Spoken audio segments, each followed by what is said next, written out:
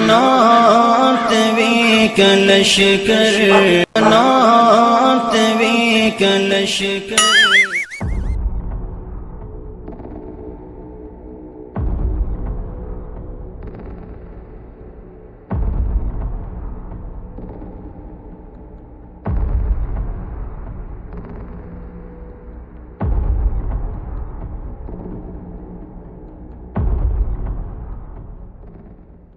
علمی بات کرو تاکہ اگلے بندے کو بھی سمجھ آئے۔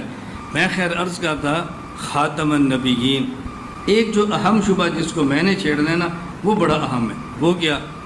مرزا غلام احمد قادیانی کا موقف یہ تھا کہ خاتم النبیین کا معنی یہ ہے کہ حضور اکرم صلی اللہ علیہ وسلم نبوت کا مرکز ہے۔ توجہ رکھنا، نبوت کا مرکز ہے۔ مقام اور مرتبہ جو حضور کا ہے نا وہ کسی اور نبی کی نہیں ہے۔ یہ ایسے ہی ہے جیسے کہتے ہیں فلاں بندہ خاتم المحدثین ہے، فلاں بندہ خاتم المفسرین ہے، فلاں بندہ خاتم المقررین ہے۔ تو جس طرح ہم یہ کہتے ہیں نا خاتم المقررین، اس کا معنی کیا ہوتا ہے؟ اس جیسا خطیب کوئی نہیں، اس جیسا محدث کوئی نہیں۔ ہم علامہ انور شاہ کشمیری کو دیوبند والے کہتے ہیں خاتم المحدثین۔ اس نے کہا تم نہیں کہتے خاتم المحدثین؟ اس کا معنی ہے کہ ان سے بڑا محدث کوئی نہیں، باقی سب چھوٹے ہیں۔ تو حضور خاتم النبی، اس کا معنی یہ ہے کہ حضور کا مقام اور مرتبہ نبیوں میں سب سے اوپر ہے، حضور جیسا کسی کا مقام نہیں۔ یہ مطلب نہیں کہ ان کے بعد کوئی نبی نہیں آنا۔ آپ بتاؤ کتنا مضبوط شبہ ہے، کتنا عجیب اعتراض کیا اس نے۔ اللہ حضرت نانوتوی کی قبر پر کروڑوں رحمت نازل فرمائے۔ آج نانوتوی رحمۃ اللہ علیہ بھی خاتم النبیین کا یہ معنی کرتے ہیں کہ خاتم النبیین کا معنی یہ ہے حضور نبوت کے مرکز ہیں، حضور پر مقام و نبوت ختم ہے، حضور کا مقام نبیوں میں سب سے زیادہ ہے۔ حضرت بھی یہ کرتے ہیں اور مرزا بھی یہ کر رہے ہیں۔ تو لوگ کیا کہتے ہیں کہ دیکھو جو معنی مرزا ہی کرتے ہیں وہی تو مولانا نانوتوی کرتے ہیں، دونوں میں فرق کیا ہوا؟ مولانا نانوتوی نے دروازہ کھولا ہے، وہاں سے مرزا نکل آیا، تو نبوت کا دروازہ تو تم نے کھولا ہے۔ اب اچھی طرح بات سمجھیں حضرت کیا فرمانا چاہتے ہیں۔ حضرت فرماتے ہیں پہلے آیت کو سمجھو۔ آپ کے پاس وقت ہے نا؟ بولو۔ چلو یوں کرتے ہیں جس نے اٹھنا ہے وہ اٹھتا رہے، اللہ اللہ خیر صلی اللہ، میں نے نہیں اٹھنا۔ گل موگی، جس نے اٹھنا ہے وہ اٹھ جائے، میں بیٹھا رہوں گا جب تک آیت پوری نہیں ہوتی۔ حدیث کو اگلی دفعہ لے آئیں۔ آج نانوتوی فرماتے ہیں ہم آیت کا معنی یہ کرتے ہیں کہ رسول اللہ صلی اللہ علیہ وسلم بالغ مردوں میں سے کسی کے باپ نہیں، لیکن اللہ کے رسول ہیں اور آخری رسول ہیں۔ ہم معنی کرتے ہیں خاتم النبیین کا کہ آخری رسول ہیں۔ اور فرماتے ہیں یہ معنی عوام کرے تو کرے، یہ معنی علماء کرے تو زیب نہیں دیتا۔ کیوں؟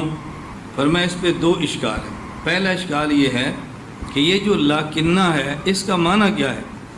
عربی زبان میں لاکن کیوں آتا ہے؟ لاکن سے ایک کلام پہلے ہے اور ایک کلام بعد میں ہے۔ جو لاکن سے پہلے کلام ہوتا ہے اس میں ایک شبہ ہوتا ہے، لاکن کے بعد والا کلام اس شبے کو دور کرتا ہے۔ اس شبے کو آپ نے کہا ما کان محمد ابا احد من رجالکم، حضور صلی اللہ علیہ وسلم کا کوئی بچہ بالغ نہیں ہوا، نابالغ تھے اور فوت ہو گئے۔ حضور کسی بالغ بچے کے باپ نہیں ہیں لیکن اللہ کے رسول ہیں۔ بتاؤ وہ کون سا شبہ ہے جو لیکن نے دور کیا ہے؟ لیکن اللہ کے رسول ہیں اور رسول بھی آخری ہیں، تو بتاؤ کون سا شبہ پیدا ہوا ہے جو اس جملے نے دور کیا ہے؟ رسول بھی ہیں اور آخری بھی ہیں، اس سے کون سا شبہ دور ہوا ہے؟ تو لیکن کا فائدہ پھر کیا ہوگا؟ نمبر 2، فرمایا کہ یہ آیت اللہ پاک نے نازل فرمائی ہے اپنے نبی کی مدح بیان کرنے کے لیے، اور مدح میں کیا فرمایا؟ محمد صلی اللہ علیہ وسلم آخری نبی ہیں۔ آخری ہونا تو مدح ہوتا ہی نہیں، آخری ہونا تو مدح ہوتا ہی نہیں۔ ابو بکر صدیق خلفائے راشدین میں پہلے خلیفہ ہیں اور حضرت علی، بولو، آخری خلیفہ ہیں۔ افضل کون ہے؟ کہو نا، علی المرتضیٰ، وہ خاتم الخلفاء راشدین ہے، کہو نا۔ اب سمجھ آ گئی؟